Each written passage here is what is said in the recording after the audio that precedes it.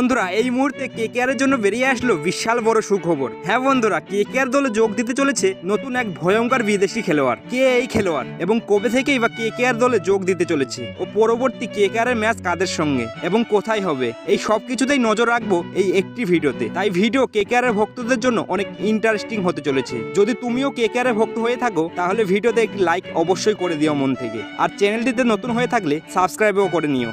বন্ধুরা আইপিএল 2025-এ প্রথম ম্যাচে শক্তিশালী দল আরসিবির সঙ্গে লজ্জাজনকভাবে হারার পর এবার কেকেআর দলের অধিনায়ক অজিঙ্কা রাহানে একজন নতুন খেলোয়াড়কে দলে জায়গা করে দেওয়ার কথা তুলে ধরেছে। আর এই খেলোয়াড়টি হলো বাংলাদেশের বিখ্যাত মুস্তাফিজুর রহমান, যাকে কিনা আমরা অনেকেই কাটার বলেও চিনে থাকি।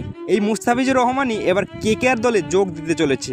কারণ বন্ধুরা গত ম্যাচে কেকেআর দল বলা চলে বেশ ভালোই ফাইটিং টোটাল করেছিল, কিন্তু কেকেআর এর বলাররা যেভাবে বল করেছিল তাতে একদমই খুশি নয় কেকেআর ম্যানেজমেন্ট সহ কেকেআর এর অধিনায়কও।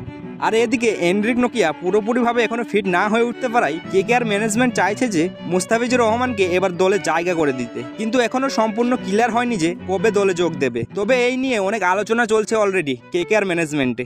এবছরের আইপিএল এর মেগা নিলামে মুস্তাফিজুর রহমান কিন্তু কোনো দলে জায়গা পায়নি। এর আগের বছর সিএসকে দলে বেশ ভালোই প্রভাব ফেলেছিল, কিন্তু তবুও সিএসকে দল ধরে রাখেনি মুস্তাফিজুর রহমানকে। তবে মুস্তাফিজুর রহমানের কাছে আইপিএল এর অভিজ্ঞতা রয়েছে অনেক। Sunrise Hyderabad, Chennai Super Kings ও রাজস্থান রয়্যালসের মতো বড় বড় দলে খেলার অভিজ্ঞতা রয়েছে অনেক। তাই এবারও যদি কেকেআর দলে যোগ দেয় তাহলে কেকেআর এর মন্দ হবে না বলা চলে।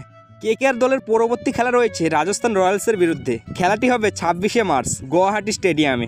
রাহানের দল কোনো রকমভাবেই চাইবে না যে দ্বিতীয় ম্যাচটিও হেরে যাক রাজস্থান রয়্যালসের বিরুদ্ধে, কারণ ঘরের মাঠে প্রথম খেলাটাই অলরেডি হেরে বসে আছে। তাই যদি এটাও হারে তাহলে পয়েন্ট টেবিলে অনেক নিচের দিকে নেমে যাবে কেকেআর দল। বন্ধুরা তোমরা কি চাও যে মুস্তাফিজুর রহমান কেকেআর দলে যোগ দিক? তোমার মূল্যবান মন্তব্যটি অবশ্যই কমেন্টে লিখে দেবে।